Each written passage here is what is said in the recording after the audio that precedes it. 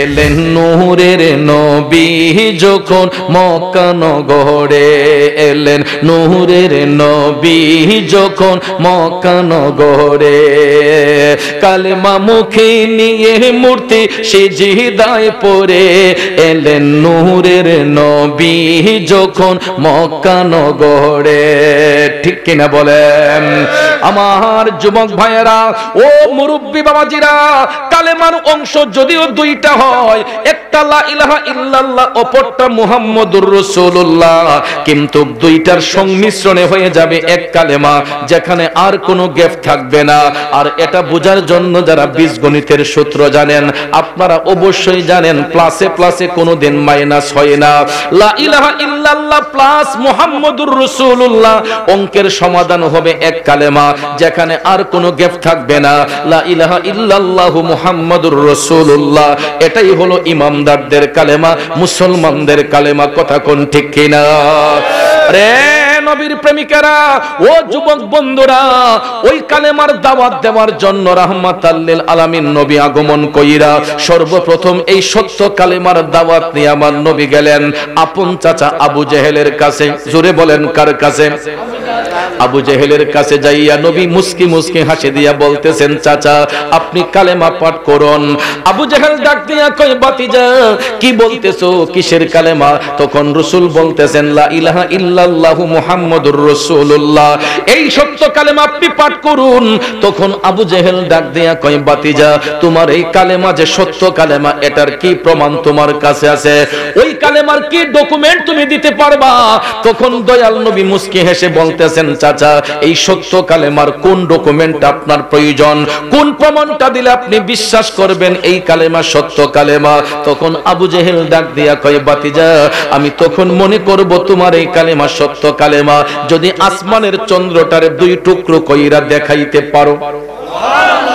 আমার নবী মুস্কি হেসে বলতেছেন, চাচা আকাশের চন্দ্র দু টুকরো হলেই কি আপনি বিশ্বাস করবেন, কালেমা পড়বেন? আবু জেহেল ডাক দিয়া কই, তুমি আগে দেখাও, এখন আপনারা বলুন তো আমার দয়াল নবী দেখাতে পারবেন কি পারবেন না? এই ক্ষমতা আল্লাহ রাসূলকে দান করছে কি করছে না? আবু জেহেল ने भी कहा चाँद दो टुकड़े कर है, वो भी करके दिखाया है, वो नबी हमारा है, जिसका कोई सानी नहीं, वो नबी हमारा है, मुस्तफा की अज़मत क्या हद है ना किनारा है। একটা জবানও বন্ধ রাখবেন না গো, চিৎকার মেরে বলুন ইয়া রাসূলুল্লাহ। জগতের বন্ধুরা রে, ও কাশিমপুরের নবীর প্রেমিকেরা, ও সম্মানিত মা বোনরা যারা শুনছেন গো, আবু জেহেল প্রশ্ন করার সাথে সাথে আমার মদিনার কামলিওয়ালা নবী, নূরের নবী, মায়ার নবী নুরানি হাত মোবারক উঠাইয়া আসমানের চন্দ্রের দিকে ইশারা করতে দেরি হয়েছে, আকাশের চন্দ্র দুটুকরো হইতে দেরি করে নাই। আর জোরে কোন সুবহানাল্লাহ। সৈয়দি শাহজারু নাতকল হাজারু শাক্কাল কমারু বিইশারাতিহি, আল্লাহু আল্লাহু আল্লাহু আল্লাহ আল্লাহু আল্লাহু আল্লাহু আল্লাহ। একটা জবানও বন্ধ রাখবেন না গো, চিৎকার মেরে বলুন আল্লাহু আকবার। আজ একটু মায়ার সুরে বলুন ইয়া রাসূলুল্লাহ। আমার যুবক ভাইয়েরা, ও মুরব্বী বাবাজিরা, আবু জেহেল প্রশ্ন করার সাথে সাথে আমার নবী হাত মুবারক উঠাইয়া আঙ্গুল মুবারক দিয়া চাঁদের দিকে ইশারা করতে দেরি হয়েছে, আকাশের চাঁদ দু টুকরো হতে দেরি করে নাই। এবার মুস্কি হেসে দয়াল নবী ডাক দিয়া কয়ে, চাচা দেখলেন তো চন্দ্র দু টুকরো হয়েছে, বলুন না কালেমা পড়বেন নে। আবু জেহেল ডাক দিয়া কয়ে, বাতিজা আর কত জাদুগিরি করবা? পিছনের বাইরা জোরে কে নাউজুবিল্লাহ বলবেন না? আরো জোরে কোন নাউজুবিল্লাহ। আবু জেহেলের চোখের সামনে আমার মদিনার কামলিওয়ালা নবী, মায়ার নবী, নূরের নবী, জ্বলন্ত মুজিজা মুবারক দেখানোর পরেও বেঈমান আবু জেহেল আমার নবীরে কয়, নবী বলে জাদুঘর। আমার দয়াল নবী এই কথাটা শোনার সঙ্গে সঙ্গে নবীজির চোখের পানি মুবারক টপ টপ করে ঝরতেছে।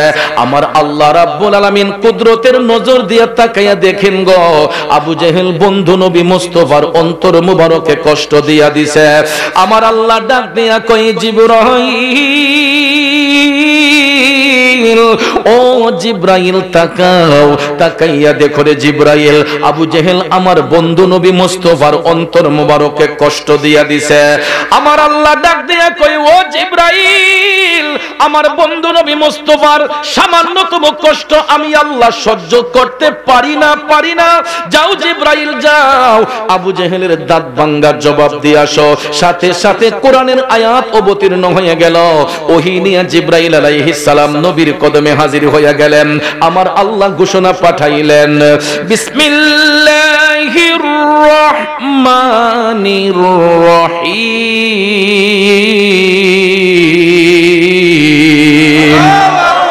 খাতামাল্লাহু আলা কুলুবিহিম ওয়া আলা সামঈহিম ওয়া আলা আবসারিহিম গিশাওয়া। একটা জবানও বন্ধ রাখবেন না, আওয়াজ করে বলুন ঘোষণাকার। আমার আল্লাহ কয়, খাতাম আল্লাহ, আমি আল্লাহ মোহর মেরে দিয়েছি, শিল মেরে দিয়েছি। শুধু আবু জেহেল নয়, কিয়ামত পর্যন্ত আবু জেহেল মার্কা যত মুনাফিক থাকবে, এই জন্য আল্লাহ কয় আলা কুলুবিহিম, সমস্ত মুনাফিকদের অন্তরে। শুধু তাই নয়, ওয়া আলা সামিহিম, তাদের কর্ণসমূহের মধ্যে। শুধু তাই নয়, ওয়া আলা আবসারিহিম গিশাওয়া, এবং তাদের দৃষ্টি শক্তির মধ্যে। এ কাশিমপুরের বাবাজিরা, আবু জেহেল মার্কা যত মুনাফিক থাকবে, আল্লাহ তাআলা সবার উদ্দেশ্যে আবু জেহেলের দাঁত ভাঙ্গার জবাব দিয়া বললেন, সমস্ত মুনাফিকদের অন্তরে আমি আল্লাহ মোহর মেরে দিয়েছি, শিল মেরে দিয়েছি। কারণ এরা সত্য জিনিসটা চোখ দিয়া দেখবে, কান দিয়া শুনবে, এরপর অন্তর দিয়া এটা স্বীকার করবে না। এই জন্য বলা হয়েছে, ওয়ালাহুম আযাবুন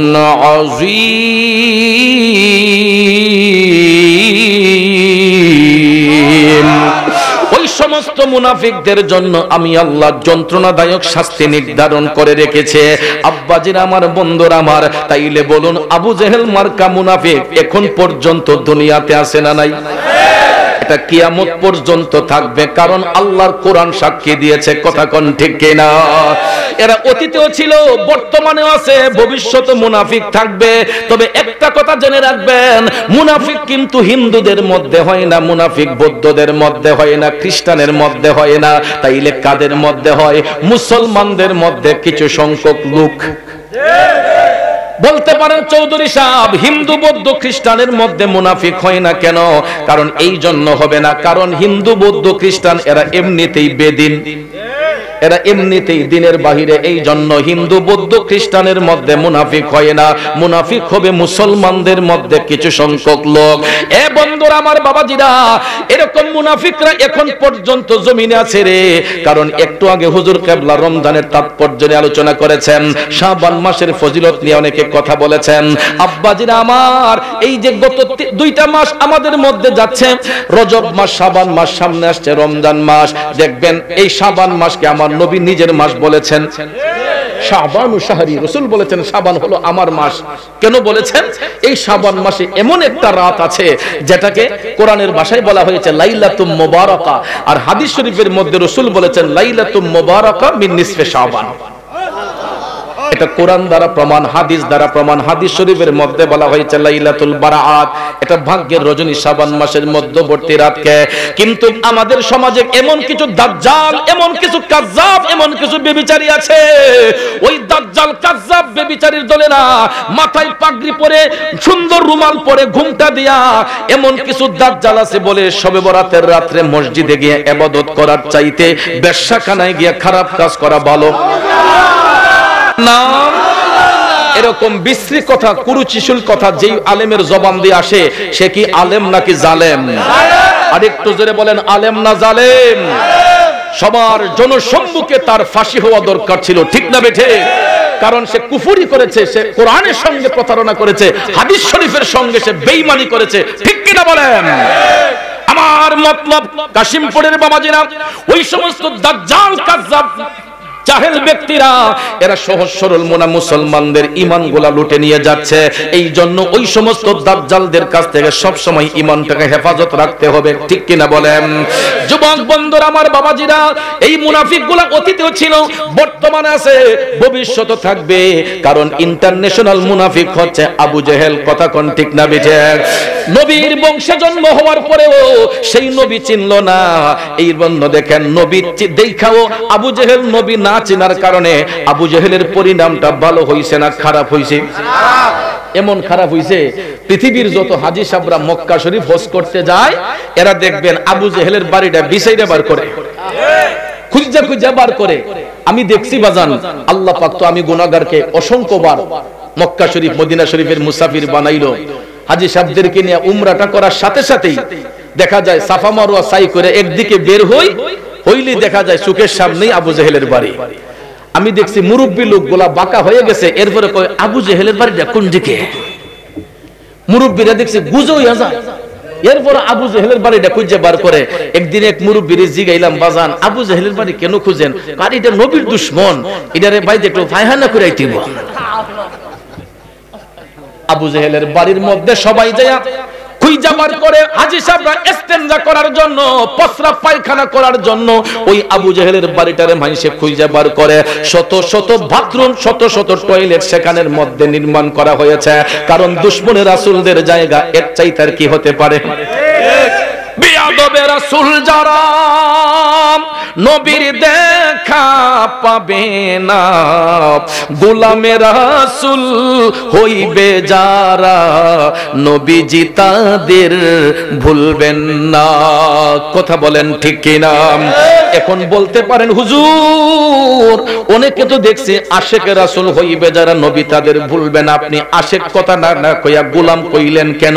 আব্বারে, কেউ যদি ডক্টরের ডিগ্রি অর্জন না কইরা নামের আগে ডক্টর লেখায়, এটা কি মানায়? এমবিবিএস না হইয়া যদি কেউ নামের আগে এমবিবিএস ডাক্তার লেখে, মানায় নি আব্বা? তাহলে শুনেন, যেরকম ভাবে ডক্টর না হইয়া ডক্টর লেখলে মানায় না, আশেকে রাসূল না বইনা তার নামের আগে আশেকে রাসূল শব্দটা ব্যবহার করা, এটা বোকামি ছাড়া আর কিছু নয়। কারণ আশেকে রাসূল এটা মুখের কথা নয়, এটা অনেক উপরের একটা দরজার লকব। আমার মত নগণ্য ব্যক্তিদের নামের আগে আশেকে রাসূল শব্দটা মানায় না, এটা বেমানান। কারণ নবী তো এখন আমাদেরকে গোলাম বলেই স্বীকার করেন ভাই। আশেক হইলাম কখন? আশেকে রাসূল তারাই হবে যারা আমার নবীর একটা মুস্তাহাব আমল পর্যন্ত বাদ দেয় না। আমরা তো অনেক সময় সুন্নত কাজা করতেছি, ফরজ কাজা করতেছি, ওয়াজিব কাজা করতেছি। আশেকে রাসূল হইলাম কখন? আব্বারে, আগে নবীর গোলামি করতে শিখুন। গোলামি করতে করতে অটোমেটিকলি একদিন আশেকের খাতায় নাম চলে আসবে। কথা বলেন ঠিক কিনা? দেখেন আবু জেহেল নবী দেখার পর নবী চিনে নাই। কেমন আশেক দেখেন, আমার নবীর জামানায় থাকার পরেও জাহিরি চোখ দিয়ে কোনদিন আমার নবীরে দেখেন নাই। অন্তরের মধ্যে নবীর গোলামি ছিল, নবীর মহব্বত ছিল, অন্তরে নবীর ভালোবাসা থাকার কারণে, আমার নবীর সঙ্গে প্রেমের কানেকশন ফিট করার কারণে মদিনার কামলিওয়ালা নবী খুশি হইয়া সেই আশেকের জন্য রাসূল নিজে হাদিয়া পাঠাইছে। আজকে জেনে নেব সেই আশিকটাকে। আপনারা সবাই জানেন, ও আশিকুন কা এসা বনে হযরত ওয়াইসুল করনি বনে। ঠিক কিনা বলেন? ওয়াইসুল করনির নামটা তো সবাই শুনছেন। ওনার মূল ইসিমটা হলো ওয়াইস। করণ দেশে জন্মগ্রহণ করার কারণে সবাই তার করনি বলে, করনি বলে, ওয়াইসুল করনি। ওয়াইসুল করনির জীবনী পড়ে দেখেন আমার বাবাজিরা কেমন নবীর আশিক ছিলেন। উহুদের ময়দানে আমার মদিনার কামলিওয়ালা নবীর একটা দান মোবারক শাহাদাত বরণ করেছিল। কয়টা? নবীজির দান মোবারকের শাহাদাত বরণ হওয়ার সংবাদটা কাশফুল কুলুবের মাধ্যমে জানতে পারছিলেন করণ দেশের পাগলা হযরতে ওয়াইসুল করনি। কাশফুল কুলুব এটা কিভাবে হয়? যারা মৌলার প্রেমে ফানা হয় তাদের অন্তর চক্ষুটা পরিষ্কার হয়।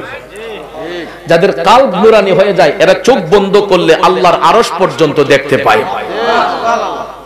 আমরা এখন ডিজিটাল যুগে ইমো, হোয়াটসঅ্যাপ, মেসেঞ্জারের মাধ্যমে এক দেশ থেকে আরেক দেশের খবর জানতে পারি। এর আগে ছিল টিএনটি লাইন, ওয়্যারলেসের মাধ্যমে এক জায়গা থেকে আরেক জায়গার খবর জেনেছি। কথা কোন ঠিক কিনা? যখন এই ঘটনা ঘটেছিল তখন কি এরকম ওয়্যারলেস ছিল? হোয়াটসঅ্যাপ, ইমো, মেসেঞ্জার, ভাইবার কিছু ছিল? তখন এগুলা ছিল না। তবে একটা সফটওয়্যার ছিল, এটা হচ্ছে অন্তরের সফটওয়্যার। যাদের কাল্ব পরিষ্কার এরা চোখ বন্ধ করলে আল্লাহর আরশ পর্যন্ত দেখতে পেয়েছে। ঠিক কিনা বলেন?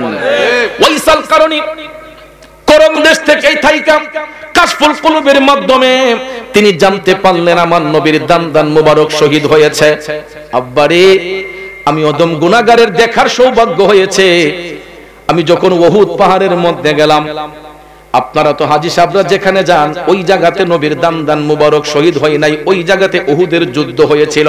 কিন্তু দান মুবারক শহীদ হওয়ার পরে আমার মদিনার কামলিওয়ালা নবী যেই জায়গাটাতে বসেছিলেন এইখানে এখন পর্যন্ত নবীর হাত মুবারকের ছাপ রয়েছে, পাও মুবারকের ছাপ রয়েছে। কিন্তু আরব দেশের কিছু কিছু মানুষ এরা ওই জায়গাটার মধ্যে এখন সিমেন্ট দিয়া আস্তর করে ওই জায়গাটারে সমান কইরা দিছে, আশিকদের কলিজাটা ছিদ্র করে ফেলছে। আমি যখন গিয়েছিলাম 2017 সালে তখন ওই জায়গাটার মধ্যে এরকম আস্তর ছিল না। অনেকেই তখন সন্ধানটা জানতো না। যারা পুরাতন মানুষ এরাই এখন পর্যন্ত ওই জায়গার সন্ধানটা জানে। একজন পুরাতন মানুষের মাধ্যমে আমি ওই জায়গাটা দেখার সৌভাগ্য আমার হয়েছিল, যেখানে দান মুবারক শহীদ হওয়ার পরে আমার নবী যে অবস্থান করছিলেন এখানে নবীর হাত মুবারকের ছাপ, পাও মুবারকের ছাপ এখন পর্যন্ত রয়েছে। আব্বাজির আমার ওই দিকে আলোচনা না করে মূল কথাই চলে যাই। যখন ওয়াইসুল করনি কাশফুল কুলুবের মাধ্যমে জানতে পারলেন নবীজির দান মুবারক শাহাদাত বরণ করছে, তখন করণ দেশের পাগলা ভাবতেছেন উপরের পাড়ি থেকে পড়লো না নিচের পাড়ি থেকে পড়লো, উপর থেকে পড়লো নাকি নিচ থেকে পড়লো। ওয়াইসুল করনি নবীর প্রেমে বিভোর হইয়া প্রথমে তিনি উপরের পাড়ি থেকে একটা দাঁত টান দিয়া খুললেন। এও ইনজেকশন দিয়ে অচেতন করে নয়, জ্ঞানে মস্তিষ্কে। ওয়াইসুল করনি প্রথমে উপরের পাড়ি থেকে একটা দাঁত টান দিয়ে যখন খুললেন, ফিসকি মেরে যখন রক্তটা বের হয়েছে রে, ওয়াইসুল করনি চোখের পানি ছেড়ে কান্দা কয়, না জানি আমার মদিনার কামলিওয়ালা নবীর কত কষ্ট হইছে। ওয়াইসুল করনি নবীজির কষ্ট মুবারকের কথা চিন্তা করে নিচ থেকে আরেকটা দাঁত টান দিয়া খুললেন, রক্তগুলা ফিচকে বের হই। ওয়াইসুল করনি নিজের দেহের মধ্যে ব্যথা পাইয়া আমার নবীর ব্যথাটা অনুভব কইরা কই না মনে হয় এটা না। তখন উপর থেকে আরেকটা দাঁত টান দেয়, কই না মনে হয় এটা না। নিচ থেকে আরেকটা দাঁত টান দেয়, কই না মনে হয় এটা না। এই রকম ভাবে বাজান একটা একটা দাঁতে দইরা টানতে টানতে আমার নবীর বিরহ বেদনায় নিজের 32টা দাঁত মুবারক আমার জিন্দা নবীর প্রেমে ওয়াইসুল করনি কুরবান কইরা দিছে। হাত তুলে বলুন আল্লাহু আকবার, আর একটু জোরে বলুন ইয়া রাসূলুল্লাহ। पाया नबी को एक दांत पर उनको 32 घराना खुल गए। इश्क नबी दिल में पैदा करो, क्या रसूले खुदा को ভুলোগে ভুলোগে।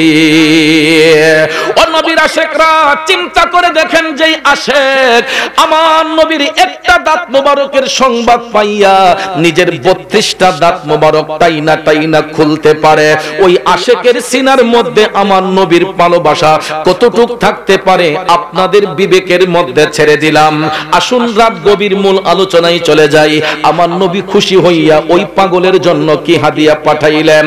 বন্ধুরা আমার, বাবাজিরা, মদিনার কামলিওয়ালা নবী এই পৃথিবীতে শুভাগমন করার পরে 63 বছর জিন্দেগি কাল মোবারক কাটানোর শেষ প্রান্তে যখন আসলেন, সূরতে বাশার রূপ নিয়া 63 বছর জিন্দেগি কাল মোবারক কাটানোর শেষ প্রান্তে যখন আসলেন, এমন সময় সাহাবায়ে কেরামের মাজলিসে বসে রাসূল আলোচনা করতেন। মনোযোগ, ওই মাজলিসের মধ্যে ছিলেন হযরতে ওমর ইবনুল খাত্তাব রাদিয়াল্লাহু তাআলা আনহু, শেরে খুদা মাওলায়ে আলী রাদিয়াল্লাহু তাআলা আনহু, অন্যান্য সাহাবায়ে কেরাম মাজলিসের মধ্যে বসা। হঠাৎ করে সাহাবায়ে কেরাম লক্ষ্য করলেন আমার নবীর শরীর মুবারকের জুব্বা মুবারক খানা নূরে ঝলঝল করতেছে। আল্লাহু আকবার। হযরতে ওমর রাদিয়াল্লাহু তাআলা আনহু আমার নবীর সালাম দিলেন, আসসালাতু ওয়াসসালামু আলাইকা ইয়া রাসূলুল্লাহ। নবী গো, ওগো মদিনার কামলিওয়ালা নবী, আমি ওমর আপনার কদমে একখানা আরজি পেশ করতে চাই। জিন্দা নবী ডাক দিয়া কই, ওমর কি আরজি পেশ করবা? হযরত ওমর ডাক দিয়া কই, নবী গো, আপনার শরীর মুবারকের জুব্বা মুবারক খানা নূরে ঝলঝল করতেছে। ইয়া রাসূলুল্লাহ, আমি গোলাম জানতে চাই আপনার বেসাল মুবারকের পরে আপনার এই জুব্বা মুবারক খানা কি করব, কাকে দান করব? ভাবছিলেন হয়তো নবী বলে দিবেন, উমর তুমি সেটা নিয়ে নিও, কিন্তু আমার নবী কথা বলেন না। হযরত ওমর বসে গেলেন। একই প্রশ্ন করার জন্য হযরতে মাওলা আলী দাঁড়ালেন। তিনি যখন প্রশ্ন করলেন, আমার নবী উত্তর করেন নাই। একজন একজন করে অনেকেই প্রশ্ন করলেন, আমার মদিনার কামলিওয়ালা নবী কারো প্রশ্নের উত্তর দিলেন না।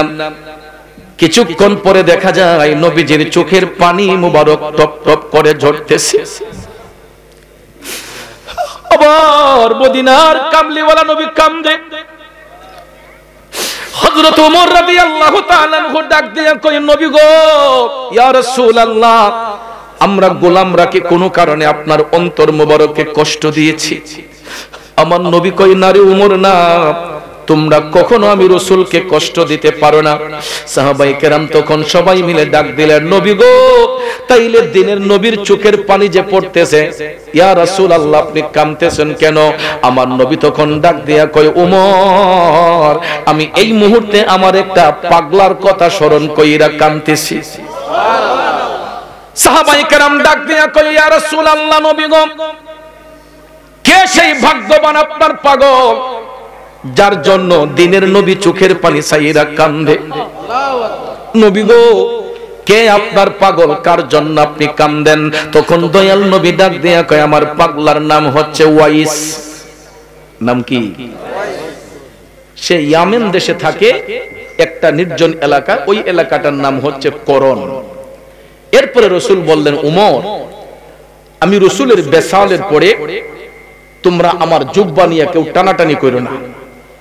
তুমি আমার আলীকে সাথে নিয়ে আমার এই জুব্বাখানা ইয়ামেন দেশের সেই করন দেশের পাগল ওয়াইসকে এটা হাদিয়া দিবা, তাকে আমার পক্ষ থেকে সালাম দিবা, আর বলবা আমার উম্মতের জন্য একটু দোয়া করতে, আর আমি নবীর পক্ষ থেকে আমার এই জুব্বাখানা আমার পাগল ওয়াইসকে তোমরা হাদিয়া দিয়ে আসবা।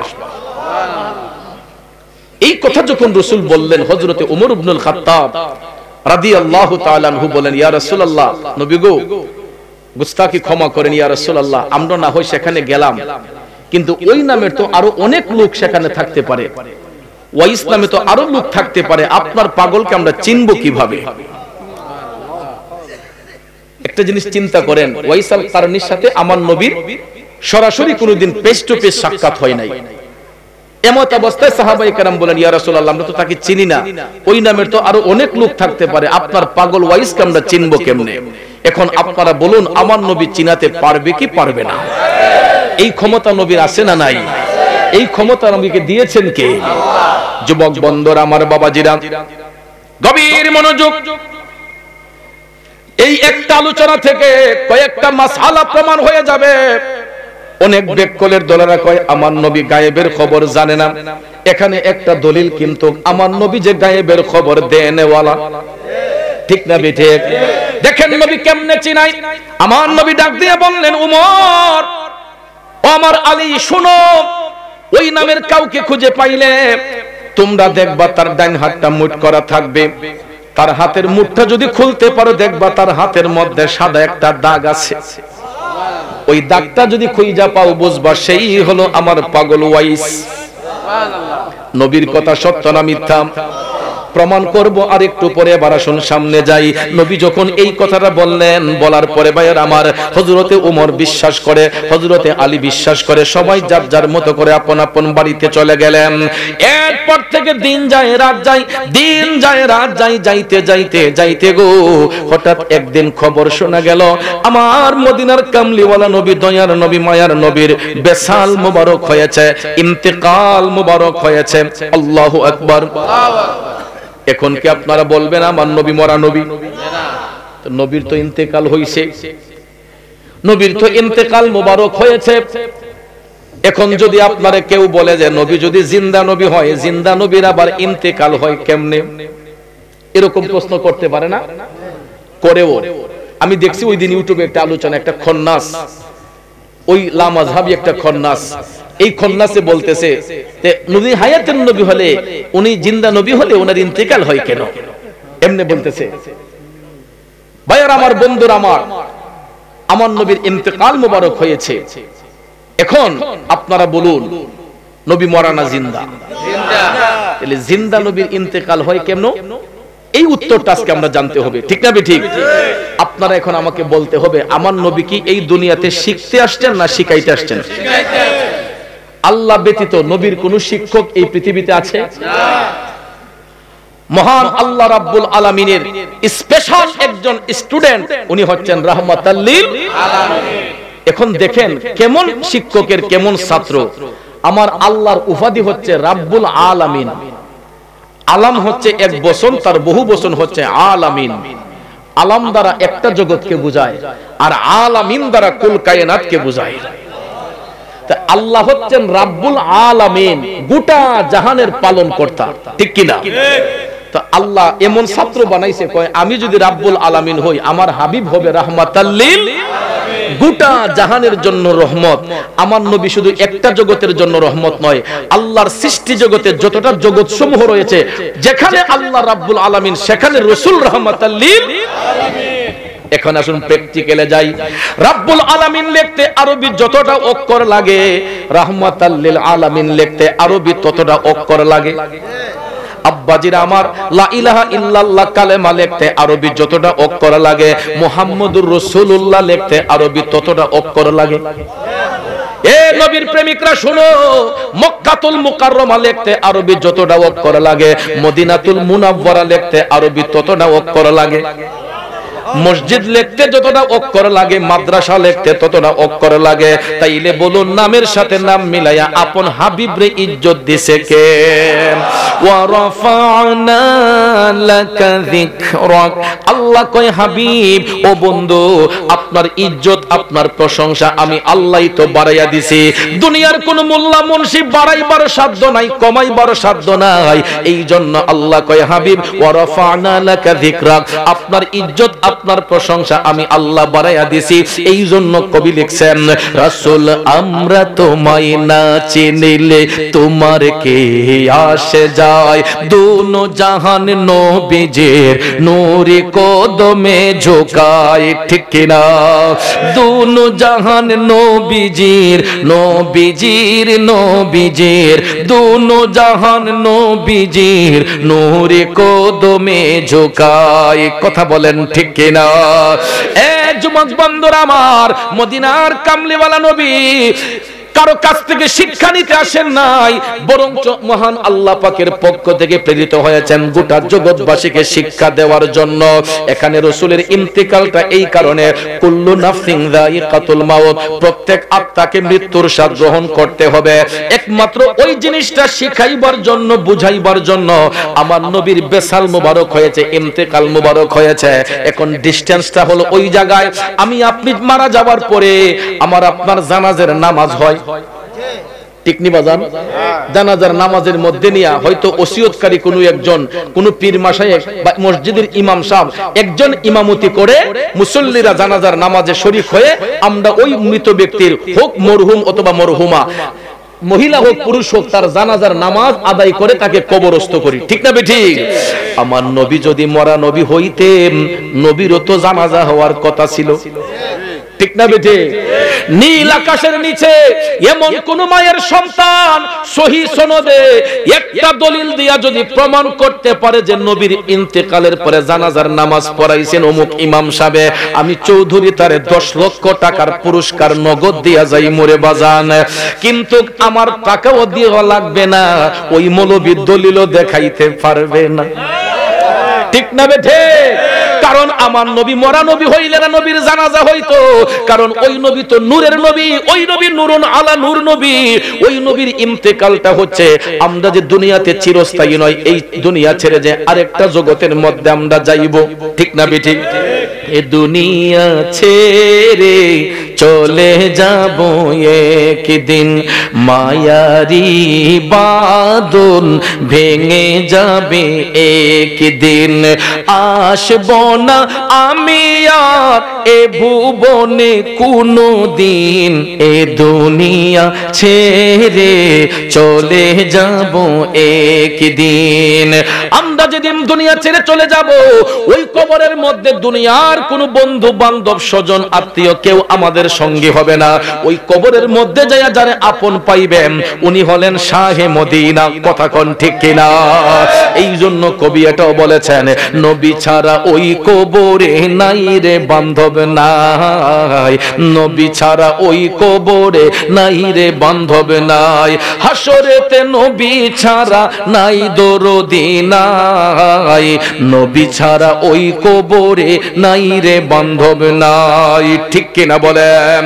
যুবক বন্ধুরা আমার, বাবাজিরা, এখন তো বুঝতে পারছেন আমার নবী মরা নবী না নবী জিন্দা নবী? কারণ মরা নবী হইলে ওই নবীর জানাজা হইতো, যেহেতু নবীর জানাজা হয় নাই, এখানেই প্রমাণ হয়ে গেল নবী হায়াতুন নবী জিন্দা নবী, কথা বলেন ঠিক কিনা? আসুন এবার সামনে যাই। যাওয়ার আগে আরেকটা কথা বলতেইব, সারা জীবন গজল গাইছেন, দয়ালো নবী মায়ার ছবি, লগে লগে ইমানটা তালা খুঁজে বলা, এই কথাটা যে কইব আর আসবে না জগতে, এই কথাটা বললে ওমা আরসালনাকা ইল্লা রাহমাতাল লিল আলামিন, এই তাফসীরটা ভুল হয়ে যাবে, এই আয়াতটা ভুল হয়ে যাবে, কথা কোন ঠিক না বেঠিক? সুরটা শুনতে মজা লাগে কিন্তু আবেগ দিয়া বাস্তবতা চলে না, কথা কোন ঠিক না বেঠিক? কারণ এটা এইভাবে বলা যাবে না, এইভাবে বলতে হবে, দয়ালো নবী প্রেমের ছবি হাজের নাজের জগতে, ঠিক না বেঠিক? কারণ নবী যদি জগতে না আসে তাইলে এই জগতে রাসূলকে হাজির প্রমাণ করবেন কেমনে? কারণ ভাইয়ার আমার নবী হাজির ও নাজির, তিনি ইহ জগতের নবী, পর জগতের নবী, কুল কায়নাতের জন্য নবী, কথা কোন ঠিক কিনা? এই জন্য যতদিন গাইছেন আর আসবে না জগতে, আল্লাহর কাছে তওবা করে ফেলবেন, আল্লাহ ভুলে গাইছে, এখন থেকে এইরকম ভাবে গাইবেন, দয়ালো নবী প্রেমের ছবি হাজির নাজির জগতে, হাসর দিনে উম্মত বিনে, হাসর দিনে উম্মত বিনে যাবে না নবীজি বেহেশতে, নবী দয়ালো নবী প্রেমের ছবি, নাকি কইবেন? আর এটা কখনো বলবো না, আমরা বলবো হাজির নাজির জগতে। যতটা যতটা জগৎ রয়েছে প্রত্যেকটা জগতে আমার নবী হাজির ও নাজির, কথা কোন ঠিক কিনা? আব্বাজির আমার গভীর মনোযোগ, আসুন এবার মূল কথায় চলে যাই।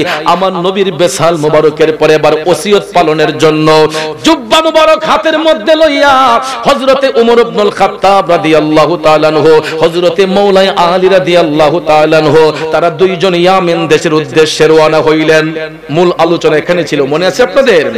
হযরতে ওমর এবং শেরে খোদা মাওলানা আলী রাদিয়াল্লাহু তাআলা আনহুমা, তারা দুইজন এই জুব্বা নিয়ে তারা রওনা হয়ে গেলেন ইয়ামেন দেশের উদ্দেশ্যে। গভীর মনোযোগ, যাইতে ইয়ামেন দেশের মধ্যে যায় উপস্থিত হইলেন। এখন করুন দেশটা তো খুঁজে পাচ্ছেন না, কারণ ইয়ামেন হলো একটা প্রদেশের নাম। ওই প্রদেশের অন্তরালে ছোট্ট একটা এলাকার নাম হচ্ছে করন। বাবাজি মনে করেন মতলব একটা থানার নাম, এটা দক্ষিণ থানা। এই দক্ষিণ থানায় এমনও গ্রাম আছে আপনারা দক্ষিণ থানার মানুষে অনেকে চিনেন না, আসেনি আব্বা? তাহলে করন হচ্ছে ছোট্ট একটা এলাকার নাম, ইয়ামেন হচ্ছে প্রদেশের নাম।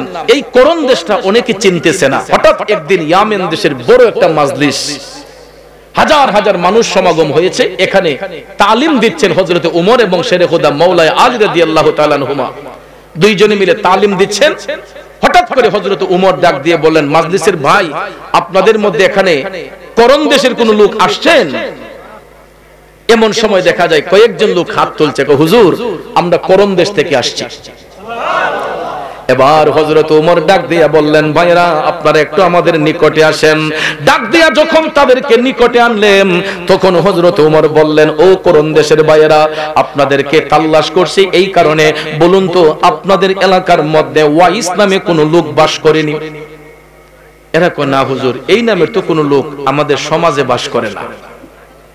আল্লাহু আকবার। হযরতে আলী ডাক দিয়া বললেন, ও ভাইরা একটু বলুন তো ওই নামের কাউকে আপনাদের এলাকার মধ্যে আপনারা চিনেননি? তখন লোকগুলা ডাক দিয়া কয়, হুজুর ওই নামের কোন লোক আমাদের সমাজে বাস করে না, তবে লোকালয়ের অন্তরালে আমাদের এলাকায় একটা নির্জন জঙ্গল আছে, ওয়াইস নামে একটা পাগলা আছে, প্রায় সময় দেখি একটা গাইড কান্দের মধ্যে লইয়া জঙ্গলার ভিতর আসা যাওয়া করে। সুবহানাল্লাহ। এই কথাটা বলতে না বলতেই হযরতে ওমর টপ টপ করে চোখের পানি ছাইরা কান্দা শুরু করলেন। হযরতে ওমর ডাক দিয়া কয়, ও করম দেশের ভাইরা, ওই পাগলটাকে আমাদের দরকার, আমরা ওই পাগলটাকে তালাশ করতেছি। লোকেরা ডাক দিয়া কয়, হুজুর এত লোকের ভিড়ে পাগলারে খোঁজেন কেন? আসলে গ্রামের ভাষায় একটা কথা বলে, মানিকে মানিক চিনে রতনে রতন। মুরব্বীরা বলে থাকে, যে যারে চিনে সেই তারে কিনে। আব্বারে মানুষ দেখা অনেকে যাচাই করতে পারে না। আপনার এই কাশিমপুরের মধ্যে গিয়ে দেখেন এমনও পাগল আছে, দেখতে হয়তো আমাদের কাছে নোংরা মনে হয়, দেখতে হয়তো আমাদের কাছে খারাপ মনে হয়, কিন্তু যাইয়া দেখেন ওই কাশিমপুরের পাগলাটাও আমার মৌলার সাথে এমন প্রেমের কানেকশন ফিট কইরা রাখছে, যেটা আমরা এত সুন্দর লেবাস পইরেও পারতেছি না। ঠিক না বিঠি? লোকেরা ডাক দিয়া কই, হুজুর ওই নামের একটা পাগলা আছে আমাদের এলাকার মধ্যে, সে প্রায় সময় একটা গাইড কান্দে লইয়া জঙ্গলার ভিতর আসা যাওয়া করেন। হযরত ওমর কই, ভাই ওই পাগলাটার কাছে একটু নিয়ে যাইবানি? কই, হুজুর আমাদের এলাকার কেউ জঙ্গলার ভিতরে ভয়ে যায় না। কেন? কই, হুজুর জঙ্গলার ভিতরে তো হিংস্র প্রাণী থাকে, এই জন্য আমাদের এলাকার কোনো লোক জঙ্গলার ভিতরে ঢুকে না। তখন হযরতে আলী বললেন, ওই জঙ্গলা পর্যন্ত আমাদেরকে পৌঁছাতে পারবেন? কই, এতটুকু পারবো, তাইলে চলবে। এই বলে তারা কমিটমেন্ট যখন করলো, পরের দিন দেখা যায় সত্যি সত্যি হযরত ওমর এবং মাওলানা আলী রাদিয়াল্লাহু তাআলা আনহুমা তারা দুইজন রওনা হইলেন। আল্লাহু আকবার বলেন। যাইতে যাইতে যাইতে যাইতে যাইতে বন্ধুরা আমার, জঙ্গলার পারে যখন গেলেন, করন দেশে যাইয়া জঙ্গলার পারে যখন গেলেন, হযরতে আলী বলতেছেন, ভাইরা এই টাইমে পাগলার জঙ্গলার ভিতরে পাইমুনি? কই, হুজুর ওই টাইমে পাগলা বেশি আসা যাওয়া করে।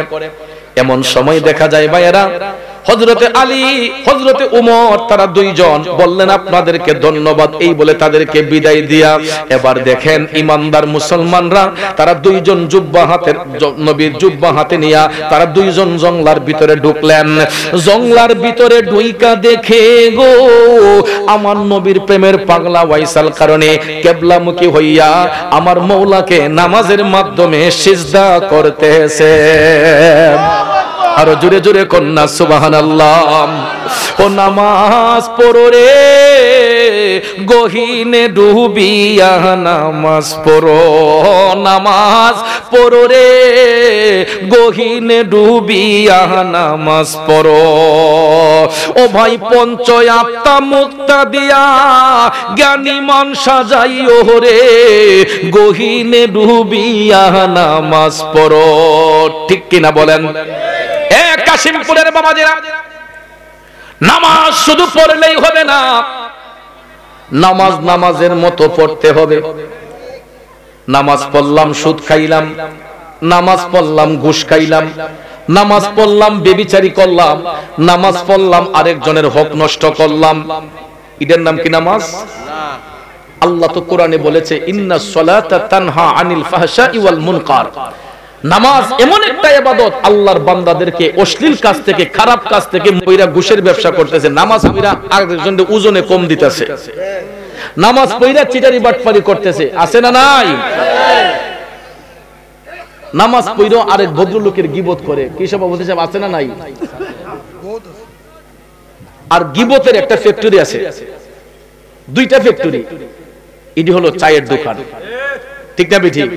আর শাস্টলেরও আমি দেখছি ক্যাটাগরি আছে। শাস্টল দুই ধরনের, একটা মুরব্বি শাস্টল আর একটা ফুতে বাই ফুতে শাস্টল। মুরব্বি স্টল যেটা, মুরব্বি চায়ের দোকান যেটা, এটা মসজিদের সাথে একদম লাগাইল থাকে। লক্ষ্য করে দেখবেন অনেক জায়গায় আমি দেখছি চা স্টল একটা মসজিদের সাথে লাগাইল থাকে, এটার মাঝে আবার টেলিভিশন থাকে না। এটার মাঝে আমাদের অনেক মুরব্বিরা আছে যারা জীবনে নামাজ পড়ছে না, হঠাৎ করে নামাজ হইছেনি, নামাজ পড়ে এখনো চাটা খাইয়া কোন হুজুরের পাঞ্জাবি লম্বা, কোনটা বাইটটা, হ্যাঁ এরকম কিছু গিবত এখানে করা হয়, কথা কোন ঠিক না? আর ফুতে বাই ফুতে স্টল যেটা, এটার মাঝে কেডা কাকা, কেডা বাতিজা, কেডা বড় ভাই, কেডা ছোট ভাই, এটা গণার টাইম নাই, না মিথ্যা কইলাম? আর এই ফুতে বাই ফুতে স্টলের মধ্যে টেলিভিশন আর ক্যারাম বোর্ড বাধ্যতামূলক।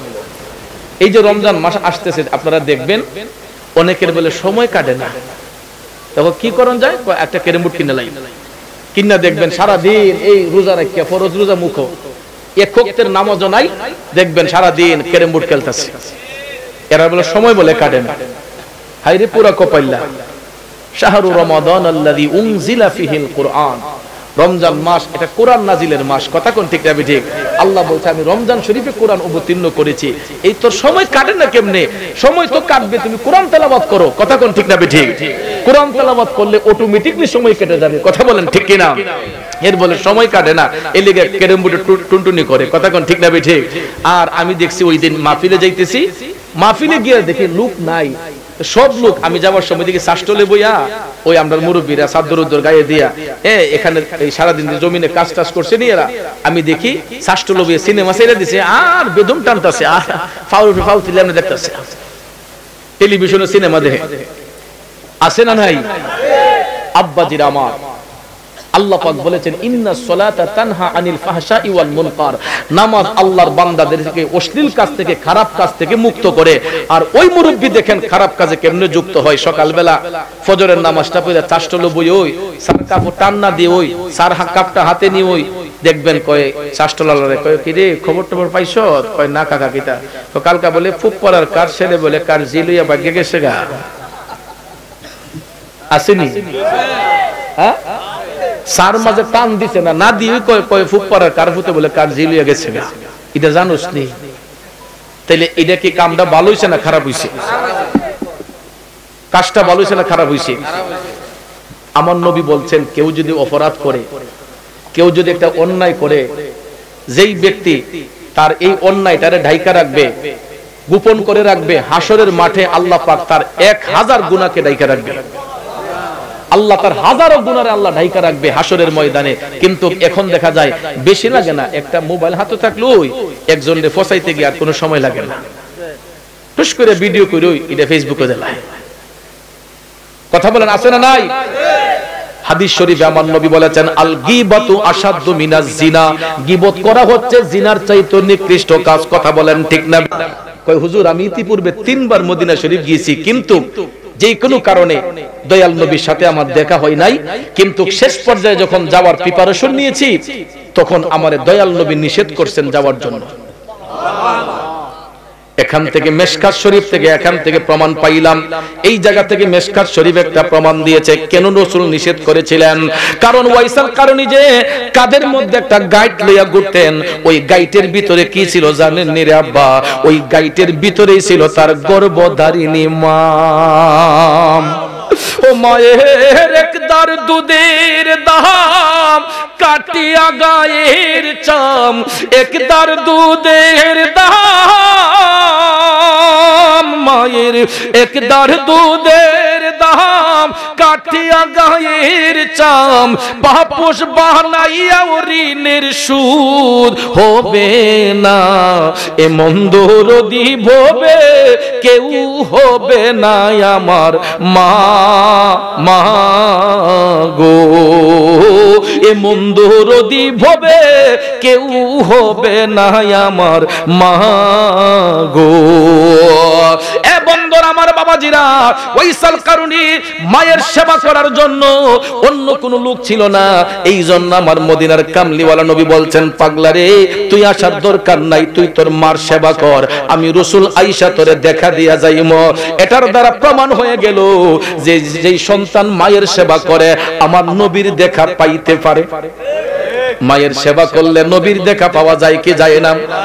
আমাদের তো অনেকের ঘরের মধ্যে বাবা আছে মা আছে, আমরা তো উপযুক্ত হওয়ার পরে অনেকেই মা বাবার শত্রু মনে করি, ঠিক নেই? অনেকে তো মার সাথে বেঈমানি করে, মার মনে কষ্ট দিয়া বিবাহ কইরই স্ত্রী লইয়া জায়গা শহরে বাড়ি ফিরা আসেনি মিয়া? ছেলে এখন পয়সাওয়ালা, বাড়ি যে তার 3-4 তলা, সব তলাতেই ঘর আছে, মায়ের নাই রে ঘর, বিয়ের পরে বউ আপন মা এখন পর। অনেক যুবক বন্ধু আছে বিবাহের পরে মায়ের কথা শোনে না, বাবার কথা শোনে না। ও যুবক তুমি কি একটাবার চিন্তা করো না তোমার শৈশবের কথা, যখন তুমি ছোট্ট ছিলা মায়ের কোলে প্রস্রাব করেছো, পায়খানা করেছো, অন্য একটা লোক তোমার ঘরে ঢুকলে তোমার মারে ডাক দিয়া কইছে কি গো মুখের মা তোমার ছেলে পেশাব করছে পায়খানা করছে দুর্গন্ধ বের হইছে, ওই মা কোনদিন নাকের মধ্যে কাপড় দেয় নাই, কোনদিন ঘরের মধ্যে এয়ার ফ্রেশনার দেয় নাই।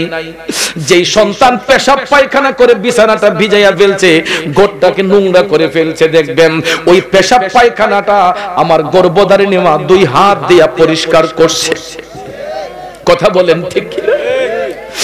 আমি সন্তানের পেশাব পায়খানা যেই মা 2 হাত দিয়া পরিষ্কার করেছে রে, ওই মার মনে কষ্ট দিলে আমার আল্লাহর আরশ কাঁপবে কি কাঁপবে না?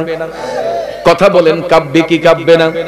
এই জন্য একজন পাকিস্তানের কবি লিখছেন আপনি মা বাপ কা তো দিল না ধোকা, দিল না ধোকা, अपनी जन्नत को खुदा के लिए दोज़ख न बना, अपनी जन्नत को खुदा के लिए दोज़ख न बना, अपने माँ बाप का तो दिल न धोका, दिल न धोका।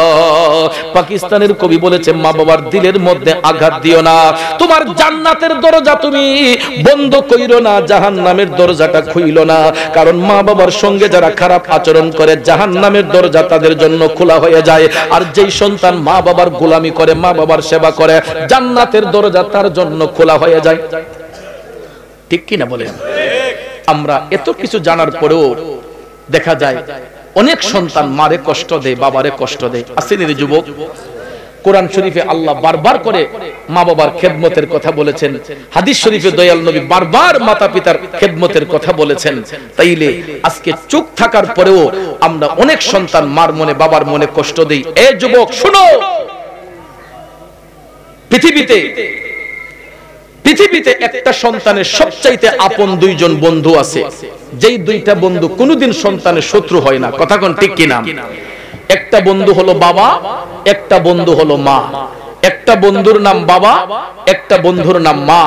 এই দুইটা লোক কোনোদিন সন্তানের শত্রু হয় কি? আমার দিকে মনোযোগ না অন্যদিকে?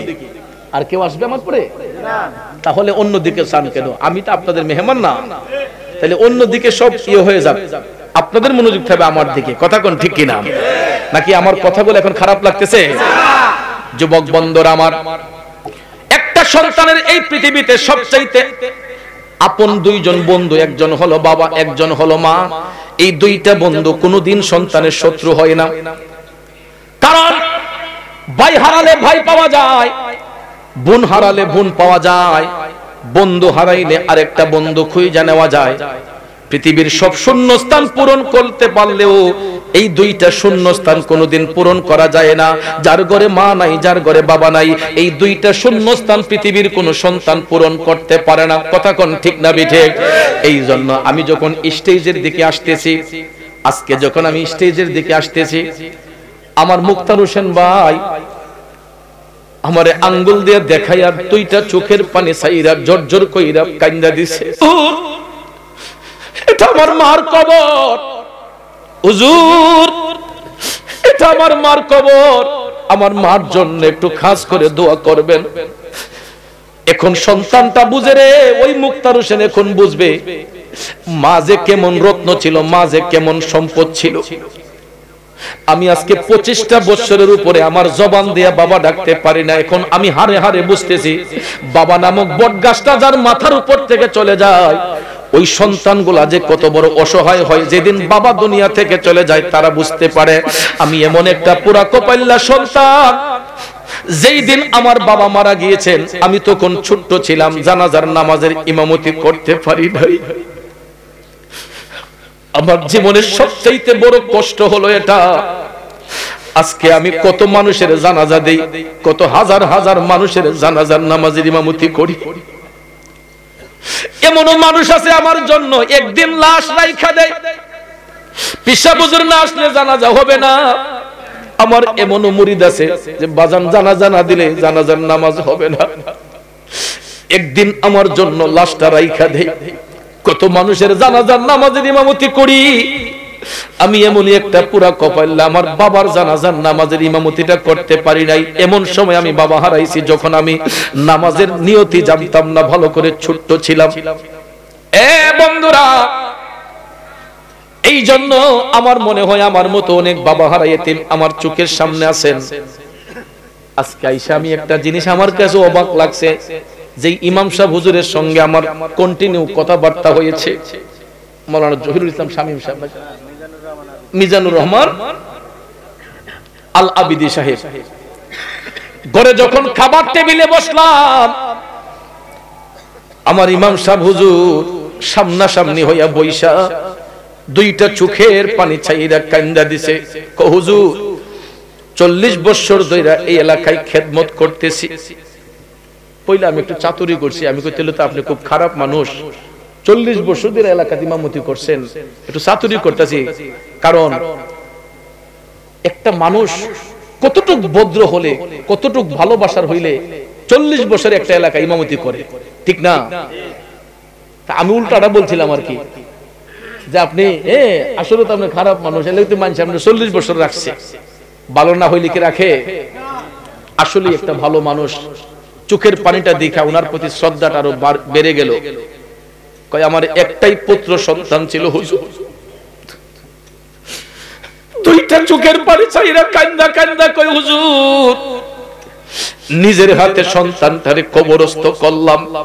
এর যুবক বন্ধুরা, তোমরা ভাইবো না যে শুধু তোমাদের কাঁধের মধ্যেই তোমাদের পিতার লাশ বহন হবে। পৃথিবীতে এমন কিছু সিচুয়েশন হয় রে, পিতার কাঁধেও সন্তানের লাশ বহন করতে হয়। সন্তানের কাঁধে যখন পিতার লাশ বহন করা হয়, এই কষ্টটা তাড়াতাড়ি সইতে পারা যায়। কিন্তু যখন পিতার কাঁধে সন্তানের লাশ হয়, এই কষ্টটা সইতে বড় কষ্ট হয়।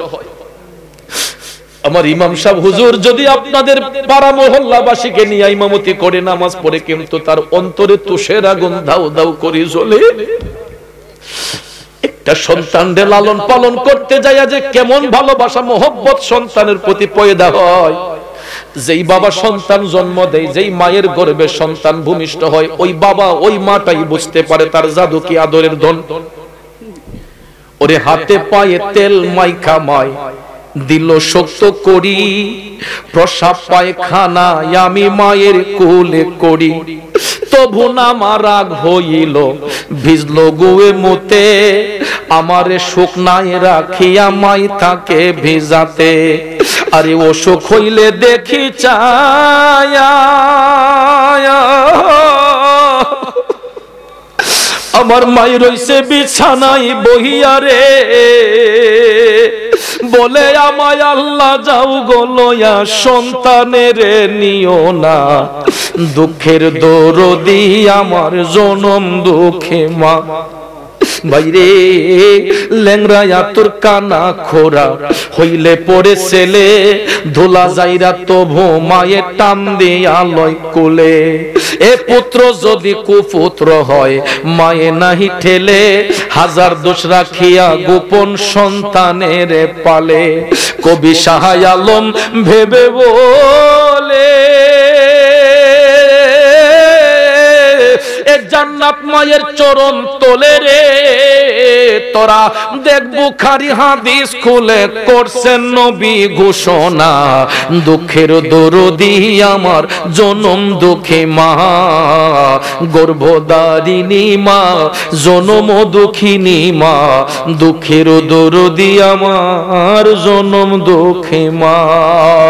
দুইটা পায়ে ধরে বলবো রে যুবক, যদি কোনোদিন কোনো কারণে বাবার মনে মার মনে কষ্ট দিয়া থাকো, আজকের মাহফিলটা শেষ কইরা যাইয়া বাবার পায়ে দইরা মাপ চাইবে, মার পায়ে দইরা মাপ চাইবে। আমি চৌধুরী পাপি জবানে বলতেছি, তোমরা গিয়া যখন মা বাবার পায়ে দইরা বলবা আব্বা আম্মা গো তোমার মনে কষ্ট দিয়েছি, চৌধুরী সাহেব বলছে তোমার পায়ে মাপ চাইলে মাপ দিবা। খোদার কসমকে বলতেছি, দেখবেন যদি মনুষ্যত্ব বোধ থাকে, আপনার বাবা যত পাষাণ দিনের অধিকারী হোক না কেন, ওই বাবার চোখের পানিগুলা টপ টপ করে পড়বে, মা দুঃখিনীর চোখের পানিগুলা টপ টপ করে পড়বে। কারণ কোন মা কোন বাবা সন্তানদের অন্তর থেকে অভিশাপ দেয় না। আরে পাগলটি শুনুন, মা বাপ যদিও মাঝে মাঝে ধমক দেয়, এটা আমাদের উপকারের জন্য, আমাদের ভবিষ্যৎ সুন্দরের জন্য। মা বাপ কোনোদিন সন্তানের শত্রু হয় না। যদি একটু রাগ দেখায়, একটু বকাঝোকা করে, এটা আমাদের ভবিষ্যৎ ক্লিয়ারের জন্য, ঠিক কিনা বলেন? একদিন আফসোস করবি যুবক, যেই দিন এই দুইটা সম্পদ হারিয়ে ফেলবি, বাবা নামক বট গাছ, মা নামক সেই ছায়াটা যখন মাথার উপর থেকে চলে যাবে, তখন বুঝবা তোমরা বাবা কি জিনিস, মা কি জিনিস। আমি আমার মাকে নিয়ে সারা দেশ গর্ব করি। আমার মা একটা আদর্শিত মা। আমার বাবা মারা যাওয়ার পরে এই 25টা বছর জীবন যুদ্ধে আমার মা 6টা সন্তানকে মাস্টার ডিগ্রি কমপ্লিট করিয়েছে। আমার বাবা একজন সৎ পুরুষ ছিলেন। আমার এলাকার একটানা 20 বছর চেয়ারম্যান ছিলেন আমার আব্বা, কোনো গ্যাপ নাই, একটানা 20 বছর চেয়ারম্যান। তাইলে আমার আব্বা তো খারাপ মানুষ ছিল? 20 বছর একটানা চেয়ারম্যান যেই লোকে করতে পারে, এই লোকটা কি না করতে পারে বলেন? শহরে বাড়ি গাড়ি করতে পারে, অনেক জায়গা জমি করতে পারে। খোদার কসম, আমার আব্বা মারা যাবার পরে ব্যাংক অ্যাকাউন্টে মাত্র অনলি 2000 টাকা ছিল। আমার দাদার অঢাল সম্পদ, কিন্তু আমার বাবা কোনোদিন আমাদেরকে হারাম খাওয়ায় নাই। আমাদেরকে বলতো যে 100টা জিনিসের মধ্যে 99টা মিথ্যা দিয়া একটা সত্যকে ঢাকা যায় না, আর একটা সত্য দিয়া 99টা মিথ্যারে ঢেকে রাখা যায়। এটা আমার আব্বা বলতো। সবসময় সত্য কথা বলবা, মরণ একদিন আছে জীবনে, ঠিক না বেঠিক? সাদা রে সাদা বলতেন, কালো রে কালো বলতেন। এই জন্য সততার সহিত আমার বাপ ইউনিয়নটা চালিয়েছেন একটানা 20 বছর। আমরা এখন গর্ব করি, আমাদেরকে কেউ সুদকুরের সন্তান কয় না, আমরা কেউ ঘুষকুরের সন্তান বলে না, আমরা কেউ গমসুরের সন্তান বলে না। যদি বলি আমি অমুকের সন্তান, টান দিয়ে বুকে ধরে এনে, আপনি চৌধুরী সাহেবের ছেলে, শফিক চৌধুরীর ছেলে। আমার বাবার মুখটা তখন উজ্জ্বল হয়ে যায়, আমাদের মুখটা তখন উজ্জ্বল হয়ে যায়। আমার মা আমার আব্বা বলতেন, ফুত তোমরা 3 বেলা না খাইয়া 1 বেলা খাইও, এরপর পড়াশোনা চাইলো না, জ্ঞান অর্জন করবা। ওই শিক্ষাটাকে আমার আম্মা গুরুত্ব দিয়ে আমরা 6টা ভাই বোনের মাস্টার ডিগ্রি কমপ্লিট করিয়ে এক একটা ছেলে মেয়ে এক একটা জায়গার মধ্যে পৌঁছাইয়া দিচ্ছে। আর এই 4 ভাইয়ের মধ্যে আমরা 4 ভাই 2 বোন, 4 ভাইয়ের মধ্যে আমারে দিছে এই রাস্তায়, আমি দেশে দেশে ঘুরা দুইলা ডাইল ভাত খাই আর কি বাজান। তবে আমি এটা গর্ব করি, আমার মা বাবার কে নিয়ে আমি গর্ব করি যে আমার মতো একটা নগণ্য ছেলেরে আজকে সামান্য কোরআন হাদিসের জ্ঞান শিক্ষা দেওয়ার কারণে, সুযোগ করে দেওয়ার কারণে এই জ্ঞান অর্জনের আজকে আমি বাংলার 64টা জেলা ঘুরে আলোচনা করি, দেশ বিদেশে গিয়ে আমি আলোচনা করি। ভাইয়ার আমার, যদি মাদ্রাসা না পড়তাম এই সুযোগটুকু পাইতাম? কথা কোন পাইতাম? আমার মতো কত ছেলে রাস্তাঘাটে পড়ে রয়েছে। আজকে সেই হবিগঞ্জ সিলেট থেকে আমাকে ইনভাইট করে এখানে আপনারা প্রধান বক্তার আসনে বসাইছেন। কিসের কারণে? এই কলবের মধ্যে, এই সিনার মধ্যে আল্লাহ সামান্য কিছু কোরআন হাদিসের জ্ঞান দিছে। এই জন্য আপনারা ইউটিউবে দেখে আমাকে আপনারা দাওয়াত করেছেন। বিশেষ করে একটা ছেলে বারবার আমার সঙ্গে যোগাযোগ করেছে বিদেশ থেকে, আব্দুল গফুর ভাই, আমারে ফোন দিয়ে জ্বালাইলিছে সেটা। আজকে মনে নাহলে 20 বার ফোন দিছে, হুজুর আছেন কোন জায়গায়, কই আছেন। এটা কিন্তু আসলে জ্বালানি না, এটা ভালোবাসা। মেহমানকে দাওয়াত করলে মেজবানের একটা টেনশন থাকে, আর এটাই থাকা দরকার। মেহমান কখন আসবে, মেজবানের টেনশন থাকাটা ভালো। এই জন্য আব্দুল গফুর ভাই বিদেশ থাকলো, তার মনটা আজকে মাহফিলে পড়ে আছে। আব্দুল গফুর ভাই বিদেশ থাকলো, আমারে দেখা, আমার ভাইয়ের মোবাইলে দেখা ভিডিও কলে একটা 80 দিয়ে দিছে। আমি বুঝলাম যে তার মনে আজকে কি যে একটা বড় জিনিস পাইছে। আজকে সে এত খুশি হইছে, প্রাণ খুলে একটা হাসি দিছে যখন দেখছে আমি কাশিমপুরে এসে পৌঁছে গেছি। আলহামদুলিল্লাহ। কোন এটারই বলা হয় মেজবানের কদর। তো যাক বন্ধুরা, আমার যেটা বলেছিলাম, আমার মা 6টা সন্তানকে মাস্টার ডিগ্রি কমপ্লিট করিয়েছে, এখন অসুস্থ হয়ে গেছে। কিন্তু জানেন, আমার ঘরে স্ত্রী আছে, আমার সন্তান আছে। রাত 2টা 2:30টায় আমার স্ত্রীও আমার টেলিফোন দেয় না, আমার সন্তানাদের আমার মোবাইলে রিংটোন বাজায় না। কিন্তু আমার একটা বন্ধু এখনো আমার জন্য প্রতিটা রাতের ঘুম হারাম কইরা জায়গা বসে থাকে। প্রায় সময় রাত্রে 1টা 2টার সময় আমি দেখি আমার মোবাইল ফোনের মধ্যে রিংটোনের শব্দ শোনা যায়। এত রাতে কে টেলিফোন দিল রে? হঠাৎ করে তাকাইয়া দেখি আমার আম্মা। মোবাইলটা রিসিভ কইরা সালামটা দিয়া যদি কই, আম্মা গো, রাত তো 2টা হয়ে গেছে, 2:30টা হয়ে গেছে, এখনো কি ঘুমান নাই গো আম্মা? আপনার না শরীরটা অসুস্থ? আমার আম্মা ডাক দিয়া কই, ফুত তোমরা বাহিরে থাকলে কি আমি মার চোখ বন্ধ করতে পারি? সন্তান যদি বাহিরে থাকে, কোন মা কি চোখ বন্ধ করতে পারে? এই জন্য আমি যতক্ষণ নিরাপদ জায়গায় না পৌঁছাই ততক্ষণ পর্যন্ত আমার মা বিছানার মধ্যে যায় না। এ যুবক, শুধু আমার মা নয়, সমাজের প্রত্যেকটা মা, তার সন্তান যদি মায়ের চোখের আড়ালে থাকে, একটা মাও ঠিক মতো খায় না, ঠিক মতো ঘুমায় না। আপনি যদি আজকে এখান থেকে সিলেট যান, দেখবেন আপনার মার চোখের ঘুম হারাম হইয়া যাইব। বারবার করে টেলিফোন দেয়, খবর নিব, ফুত তুমি কই আছো? জাদুরে তুই কই আছো? কোনো সমস্যা নেই, রাস্তাঘাট ঠিক আছে নি? কথা বলেন, যেটা আমি আমার মারে দিয়ে ফিল করি। আম্মা প্রায় সময়, ওফুত যে হেন কিছু জায়গাটা বালানি, ওফুত রাস্তাঘাট ঠিক আছে নি, মানুষের এলাকার মানুষজন কেমন, তোমার আদর যত্ন করতেছে নি। এই যে এলাকার খবর নেয়া, যে এলাকার মানুষটি ভালো নি, রাস্তাঘাটটা ভালো নি, এই যে বারবার করে খবর নিচ্ছে। আমি চিন্তা করলাম, ওই মা যেদিন দুনিয়া থেকে চলে যাবে, এই পাগলার খবর নিব আর কে? এই জন্য কই, মা